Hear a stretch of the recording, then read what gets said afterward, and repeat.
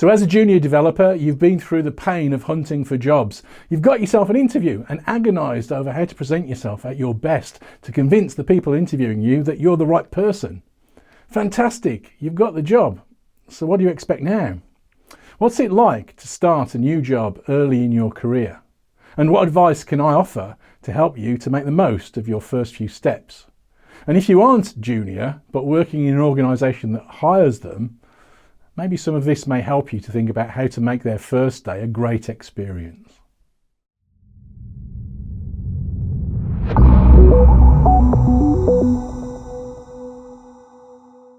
Hi, I'm Dave Farley of Continuous Delivery. Welcome to my channel. If you haven't been here before, please do hit subscribe. And if you enjoy the content today, hit like as well. I'd like to thank our sponsors, Equal Experts, Octopus, Tricentis and Transfic. They all support the channel, so please support them in turn by checking out their links in the description below.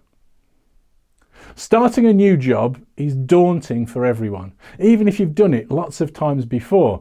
If it's your first or second job though, that's different. You don't yet have the experience to know that your feelings of nervousness are completely normal, and that just because you feel like that, it doesn't mean that you can't do the job. So what is it like on your first day?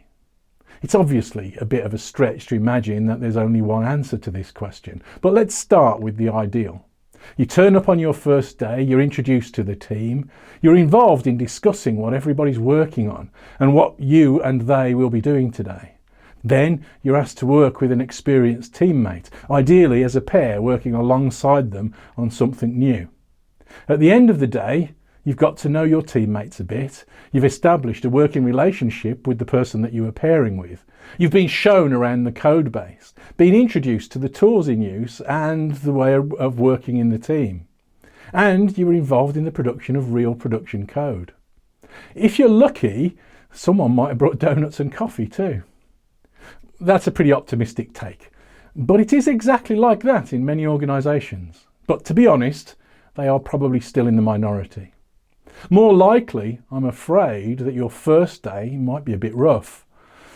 This varies hugely, depending on where it is that you're starting work, of course, but it has been my experience that most organisations, to be honest, are not very good at onboarding people.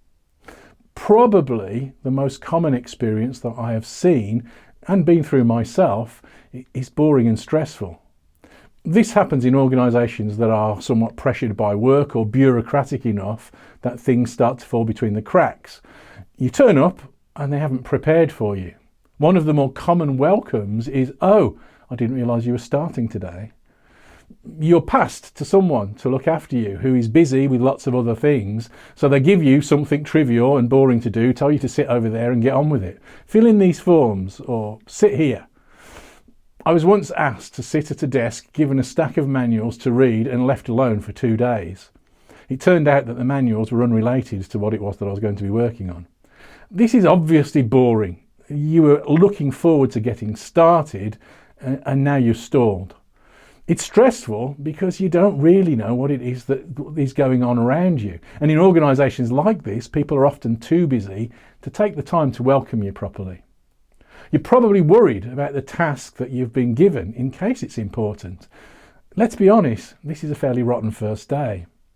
But the good news is that it doesn't necessarily mean that things will be rotten in future. So my advice is that if your first day starts like this, and I'm sad to say that too many often do, try and defer judgment a little and give your employers a break and allow for them just having a bad day or just being bad at onboarding. That might be the reality of the situation. Try and maintain your enthusiasm for the job. There is actually relatively little that you can do to fix this problem yourself. If you've been asked to fill in forms for something, it may help to ask the person who gave them to you who to give them to when they're complete. That way, if you get stuck, you know who to ask for help. If you're given a wiki or some documentation to read, that's obviously a stopgap thing for you to do, try to make the most of it. Explore the information you've been given and imagine how you could make use of it in future. But no one is going to expect you to learn it all, so try not to feel too stressed about that. The other bad first day scenario that I have seen is fortunately extremely rare on your real first day. But I mention it here because as a junior, at some point you are very likely to hit something like this. You've been given a task and left to complete it. It's a bit daunting, a bit confusing, and you feel a bit out of your depth.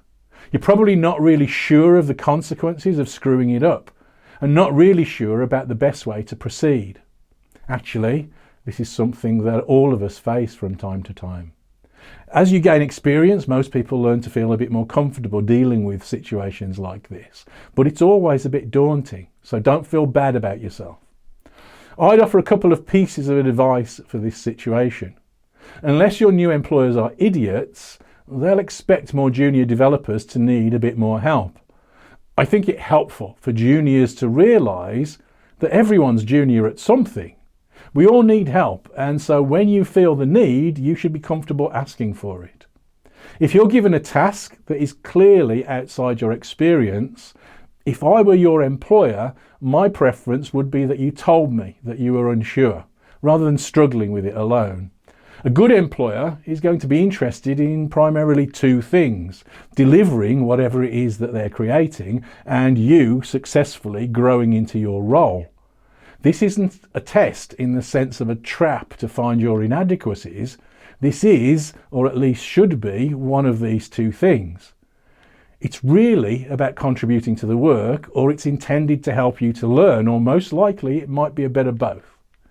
Neither of these goals is met if you do a bad job or don't learn anything.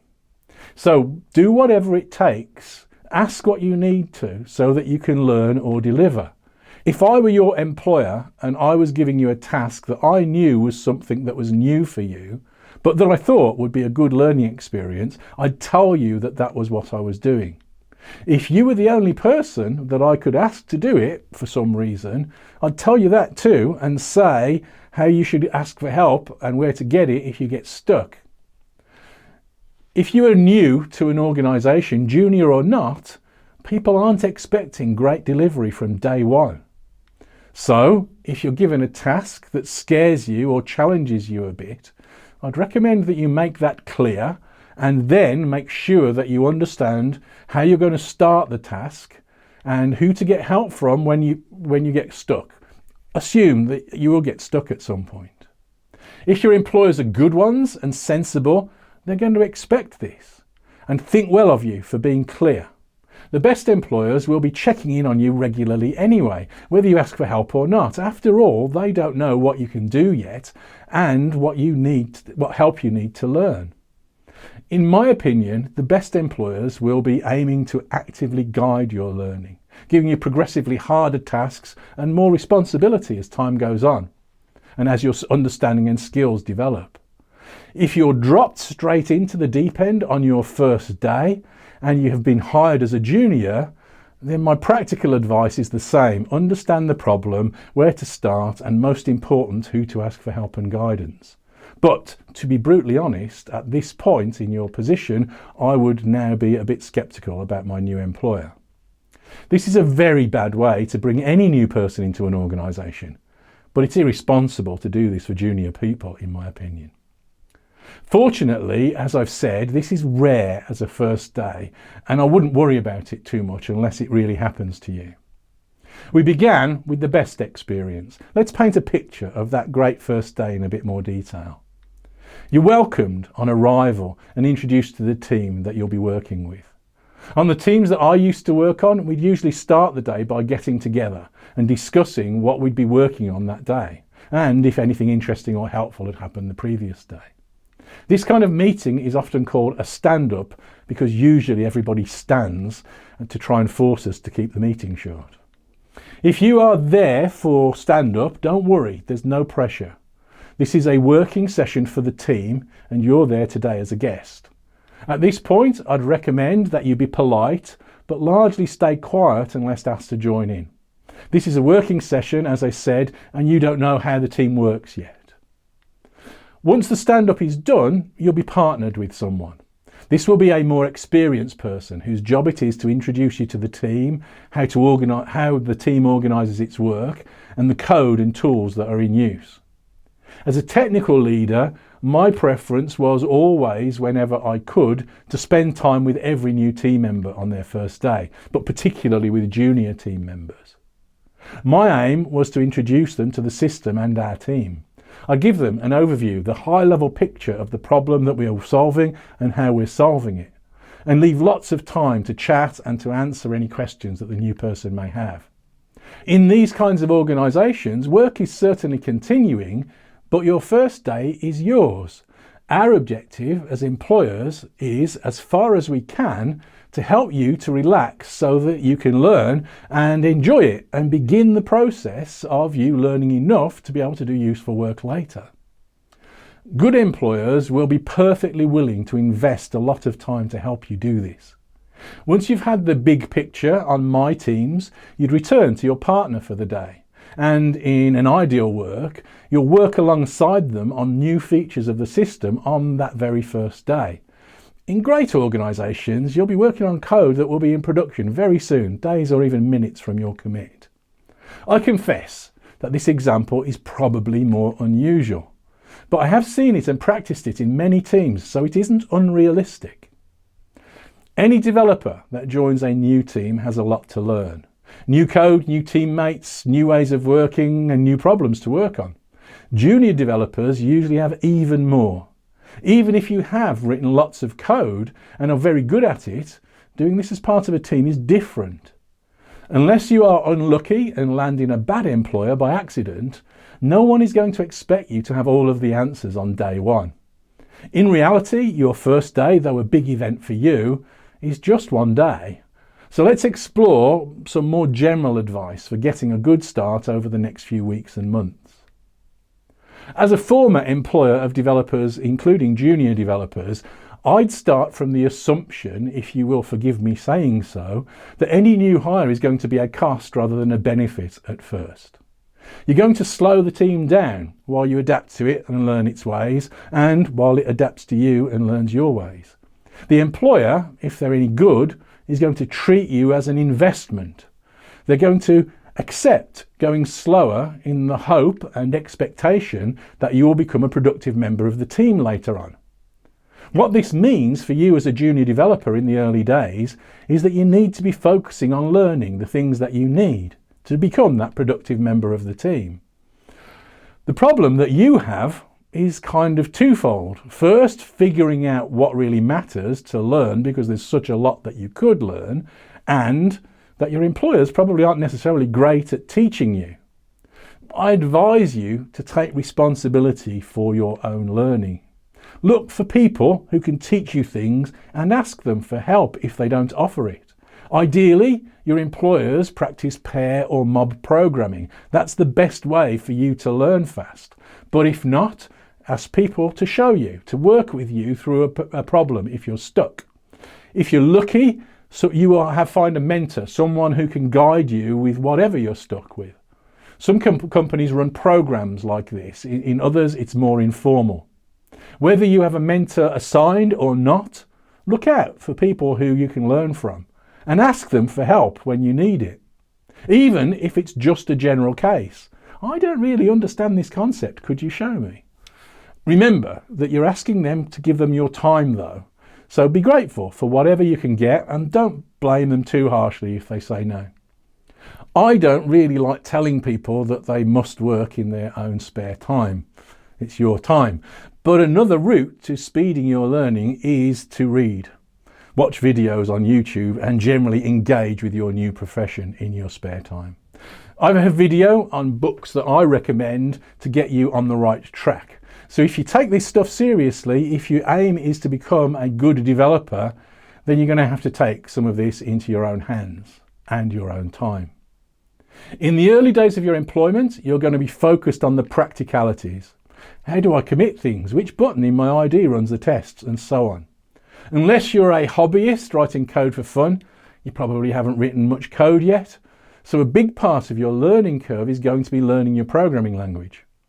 I think that this is both inevitable and a bit of a problem for you. The stuff that makes you a great programmer is not about deep skill with a language. That may come as a side effect of other things, but it isn't the route to great. The syntax of your language is a tool, not a goal in its own right. It's a bit like playing a musical instrument. You can study the guitar in great detail and not do anything very musical. Or you can learn 3 chords and become an international star if your music's great. Code is your instrument. What we do with it is the music. For sure, you need to practice your instrument. You need the technical skills. Some people learn to code more easily than others, but nobody is innately great at it. The shared characteristic that I have seen in the great developers that I've worked with is that they write a lot of code. So write code, play with it. If you have the time, build something completely different to your work for fun. Practice test-driven development, do coding katas to hone your skills, explore your tools, develop your skills with your instrument. But I'd advise you to stick to the 3 chords for work for a while. Get the basics down solid, try not to be too esoteric. I believe that the way to measure quality in code is by our ability to return to it in future and change it quickly and safely. Forgive me for advertising my own stuff, but I think that my book, Modern Software Engineering, is good at helping you to establish this perspective. The best advice that I can offer you on this at the start of your career is to first think about writing code that is understandable and take that idea to heart. Write simple code. If you need to stop and think about how it works, could you make it clearer? A great route to help you to achieve this is test-driven development. So I'd encourage you to look into that too. At the start, because you're learning to code, the coding seems like the hard part of the job. But it isn't really. It's more like learning to drive or play the guitar. When you begin, the mechanics of changing gear or playing chords is difficult, and you think about that while you're doing those things. Later, you can play or drive without thinking at all. You're just thinking about the music or the destination, not the mechanics. Coding's like that. Once you've practiced enough, you can express your ideas in code without thinking about the translation much. Now you're more focused on the problem that you're trying to solve. Now you're developing software rather than only coding. I'd say that's your goal. This is why I suggest stick to the 3 chords at the start. It's enough to get you going. You can solve most problems very simply with a minimal set of your programming language. Now your focus is on the problem, it's more obvious that what we're really talking about here is a communication problem. Your job in code isn't to communicate with the computer. That's a necessary side effect, but it's not the goal. Your job is to communicate with other people so your code needs to be clear, expressive, organized so that it's easily understandable. This is a skill that takes years to learn, but it is the pleasure of programming. For this, we need code in small pieces. It needs to be modular, so you need to break the problems into parts that you can name. Each piece simple enough so that you or anyone else can read it and understand it in just a few moments. You will see a lot of code that doesn't look anything like this. But let's not try to repeat the mistakes of the past. Your goal is to solve problems and to write good code. Thank you very much for watching.